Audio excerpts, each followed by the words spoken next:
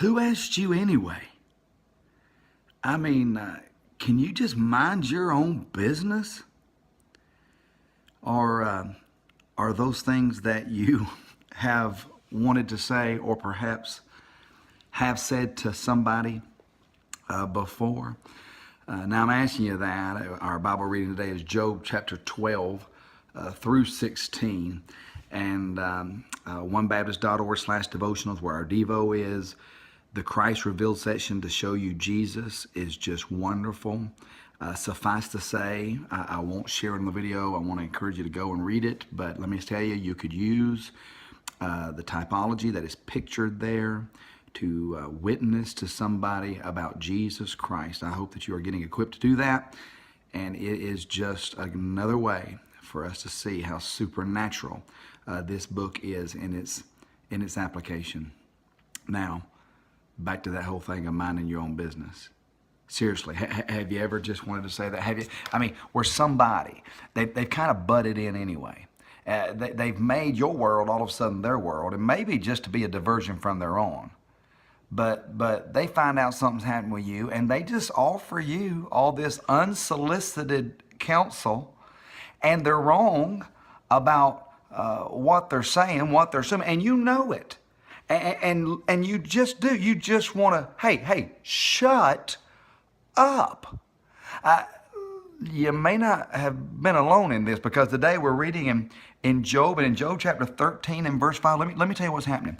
Job, he's got those three friends, remember, that's come to supposedly counsel him or to comfort him, I should say. And in their comforting, they decide to offer counsel. They're trying to put their finger on the reason that somehow trouble's hand is on Job. And Job says to him, look at Job chapter 13. Job compares his three friends to doctors who don't know what they're doing. He says, ye are all physicians of no value. He's saying your diagnosis it's just wrong. I mean, listen, many of their ideas, many of their statements, in fact, even some of their statements of God, they're true.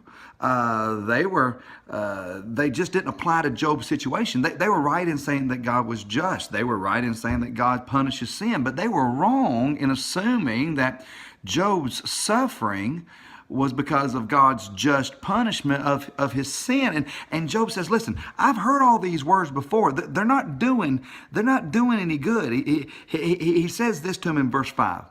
Oh, that ye would altogether hold your peace, and it should be your wisdom. He's saying, hey, look, you know what you'd be better off? You'd be better off just saying nothing.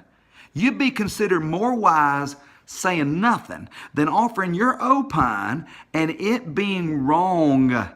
Oh, it's done put him in a place, man. And the Bible tells us it'll do just that. Verses like this, 1 Peter 4 and verse 15 says, let none of you suffer as a murderer or as a thief or as an evildoer. When you got trouble coming on you, let it never be that you're suffering because you were a murderer or a thief or an evildoer. And listen, it says, or as a busybody in other men's matters. How about putting that one, being a busybody, with a murderer or thief and an evildoer? Proverbs 26:17, he that passeth by and meddleth with strife, belonging not to him, is like one that taketh a dog by the ears. And let me tell you something, them old boys done took Job by the ears, and he's barking. 1 Thessalonians 4 and verse 11, study to be quiet and to do your own business. Proverbs 29:20, seest thou a man that is hasty in his words? There is more hope of a fool than of him. Proverbs 17 and verse 28, even a fool, when he holdeth his peace, is counted wise, and he that shutteth his lips is esteemed a man of understanding.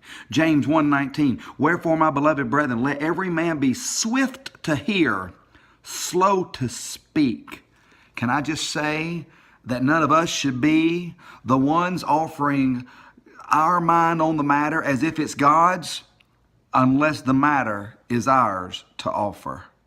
Let's learn from that and shut up.